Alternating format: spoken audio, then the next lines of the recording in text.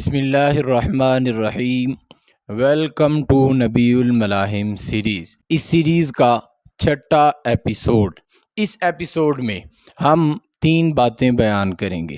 سب سے پہلے اس غزوہ کے مختصر احوال، اور دوسرے نمبر پر نقشہ کے ذریعے اس غزوہ کے مقام اور لوکیشن کو سمجھیں گے، اور تیسرے نمبر پر ایک تتمیمی فائدہ کہ اس موقع پر ایک صحابی کو ہمارے پیارے نبی نے ایک پیاری سی کنیت عطا کی، اس کی تھوڑی سی تفصیل سمجھنے کی کوشش کریں گے۔ تو سب سے پہلی بات کہ آج کے غزوہ کے احوال۔ حضور نبی کریم صلی اللہ علیہ وسلم نے اپنی مبارک زندگی میں 27 غزوات میں شرکت فرمائی، اور ان 27 میں سے تیسرا غزوہ اور اسلامی جنگوں کے مجموعی تناسب کے اعتبار سے دیکھیں تو یہ چھٹا اسلامی معرکہ بنتا ہے۔ غزوہ تیسرا ہے اور اسلامی معرکوں کا تناسب اگر دیکھیں تو اس کا چھٹا نمبر بنتا ہے۔ چھٹے نمبر پر یہ معرکہ پیش آیا، اس میں ہمارے پیارے نبی نے بنفس نفیس خود شرکت فرمائی۔ محدثین نے اس کے 8 کے قریب نام ذکر کیے ہیں۔ بخاری میں 2 نام ذکر ہوئے ہیں، عشیرہ اور اسیرہ، العشیرہ اول عسیرہ۔ بعض کتب میں عشیر اور عسیر یہ 2 نام آتے ہیں، اور بعض نے عشیر اور اسیر لکھا، اور ایک ضعیف قول یہ ہے کہ اس کا نام العشیرہ ہے، اور دوسرا قول یہ ہے کہ اس کا نام والعسیرہ، واو کے ساتھ والعسیرہ۔ بہرحال یہ 8 نام ہمیں مختلف کتب سے ملتے ہیں، لیکن محقق قول کے مطابق 2 ناموں کو ترجیح حاصل ہے، عشیرہ یا اسیرہ، دونوں نام ملتے ہیں۔ یہاں ایک شبے کا ازالہ بھی کر لیجئے۔ بعض لوگ اس سے یہ سمجھے کہ اس اسیرہ سے مراد غزوۃ الاسرہ ہے، حالانکہ یہ شبہ ہے اور یہ بات حقیقت حال کو سے میل نہیں کھاتی۔ غزوۃ الاسرہ غزوہ تبوک کو کہتے ہیں، اور وہ آخری غزوہ ہے۔ یہ حضور کا تیسرا غزوہ ہے اور اسلامی معرکوں میں سے چھٹا معرکہ ہے۔ وہ الگ ہے، یہ الگ ہے۔ ہجرت کے 16ویں مہینے جمادی الاولیٰ میں، اور بعض کے نزدیک جمادی الاخریٰ میں، ہمارے پیارے نبی اپنے 150 جانثاروں کے ساتھ عشیرہ مقام کی جانب روانہ ہوئے۔ لشکر کے علمدار سیدنا علی المرتضیٰ شیر خدا کرم اللہ رضی اللہ تعالی عنہ تھے، جبکہ مدینہ میں جس صحابی کو حضور کی نیابت اور عامل ہونے کا شرف حاصل ہوا، ان کا نام ابو سلمہ عبداللہ بن عبد الاسد مخزومی تھا۔ یہ بدری صحابہ ہیں۔ ان کی والدہ کا نام برہ بن عبد المطلب ہے۔ یہ حضور کی سگی پھوپھی ہیں، اس اعتبار سے یہ حضور کے پھوپھی زاد بھائی بھی ہیں اور حضور کے رضائی بھائی بھی ہیں۔ یہ مدینہ میں حضور کے نائب اور مدینہ کے عامل مقرر ہوئے۔ حضور علیہ السلام عشیرہ کی طرف پہنچے، لیکن سابقہ معرکے کی طرح یہاں بھی حضور کے پہنچنے سے پہلے وہ قریش کا لشکر گزر چکا تھا۔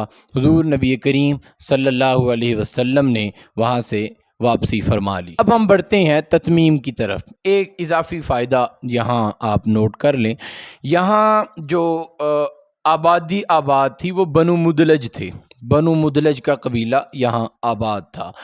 ان کا ایک باغ تھا، اس باغ میں حضرت علی المرتضیٰ رضی اللہ تعالیٰ عنہ آرام فرما تھے، تو حضور نبی کریم صلی اللہ علیہ وسلم نے انہیں ابو تراب کہہ کر پکارا، ابو تراب۔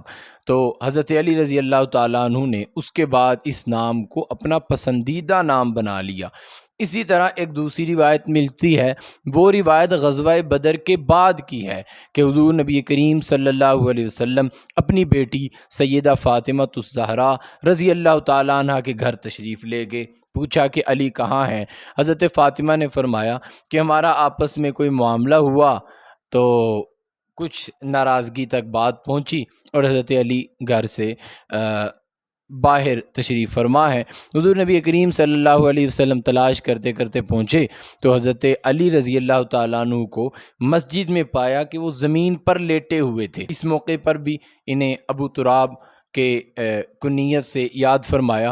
اور ایک موقع تھا مواخات کا کہ جب حضور ہجرت کر کے مدینہ میں تشریف لائے تو حضور نے ایک مہاجر اور ایک انصار کو بھائی بنا دیا کہ آج سے پہلے لوگوں کا تعلق خونی ہوتا تھا کہ خون کی بنیاد پہ ایک دوسرے سے تعلق ہے، یا تو تعلق رضاعت کا ہوتا تھا کہ ایک ہی ماں سے دونوں نے دودھ پیا ہے، ان کا رضاعی تعلق بن گیا، کاروباری تعلق ہوتا ہے۔ اس مواخات سے حضور نے یہ درس دیا کہ آج سے ایک تعلق مزید ہوگا، وہ اسلامی تعلق ہوگا۔ حضور نے مکہ سے ہجرت کر کے آنے والے اور مدینہ کے رہنے والوں کو آپس میں جوڑنے کے لیے یہ حکمت عملی اختیار کی کہ ایک مہاجر اور ایک انصاری دو لوگوں کو آپس میں اکٹھا کھڑے کیا اور فرمایا کہ آج سے تم دونوں ایک دوسرے کے بھائی ہو۔ اور صحابہ نے اس اخوت اور اس بھائی چارے کو نبھایا کہ ہمیں روایات ملتی ہیں کہ اگر کسی صحابی کے پاس اور اس کے عقد میں 2 بیویاں تھیں تو اس نے ایک بیوی کو دوسرے پر یہ اختیار دیا کہ اگر آپ اس کو قبول کرنا چاہیں تو میں اسے طلاق دوں گا، آپ اس سے نکاح کر لیں۔ اپنی پراپرٹی میں سے انہیں حصے دیے، اپنے کاروبار میں انہیں شریک کیا، اپنے گھر میں دیوار لگا کر آدھا حصہ اسے عطا کیا۔ مواخات کے موقع پر بھی کوئی مرحلہ پیش آیا تو وہاں بھی حضور نبی کریم صلی اللہ علیہ وسلم نے حضرت علی المرتضیٰ شیر خدا اسد اللہ کرم اللہ رضی اللہ تعالی عنہ کو ابو تراب کا لقب اور کنیت عطا فرمائی۔ تو 3 مواقع ایسے آئے جہاں حضور نے حضرت علی کو ابو تراب کہا۔ ابو القیم رحمہ اللہ کی روایت کے مطابق ان 3 مواقع میں سے پہلا موقع بنی مدلج کے باغ کا تھا کہ جہاں پہلی دفعہ حضور نے حضرت علی کو ابو تراب کہا۔ اس کے بعد مواخات کا مرحلہ آیا اور اس کے بعد غزوہ بدر کے بعد حضرت فاطمہ رضی اللہ تعالیٰ عنہ کے ساتھ کسی معاملے کی وجہ سے جب حضرت علی باہر تھے تو حضور نبی کریم صلی اللہ علیہ وسلم نے حضرت علی کو ابو تراب کی کنیت سے پکارا۔ اور تیسری بات جو ہم ڈسکس کرنا چاہ رہے تھے وہ اس غزوہ کی لوکیشن کو دیکھنا۔ تو یہ آپ کے سامنے نقشہ ہے، اب یہ دیکھیے، یہ مدینہ منورہ ہے، یہ بلیک ڈاٹ، اور یہ مکہ مکرمہ ہے۔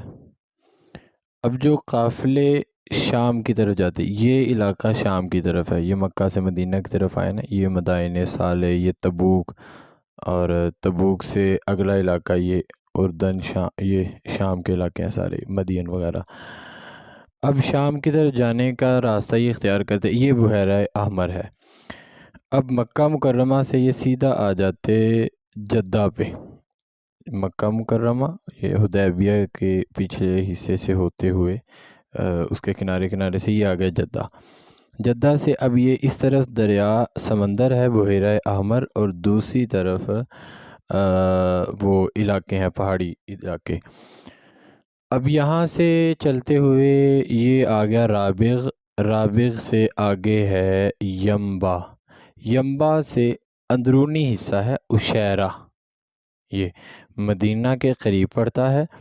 اب جب تجارتی قافلہ مکہ سے نکلا تو وہ جدہ پہنچا، جدہ سے رابغ پہنچا، رابغ سے یہاں ینبع، اور ینبع سے ذرا مین روڈ سے اتر کے یہ عشیرہ مقام کی طرف آ جاتے قیام کے لیے۔ تو یہ عشیرہ مقام۔ ملتے ہیں اگلے ایپیسوڈ میں۔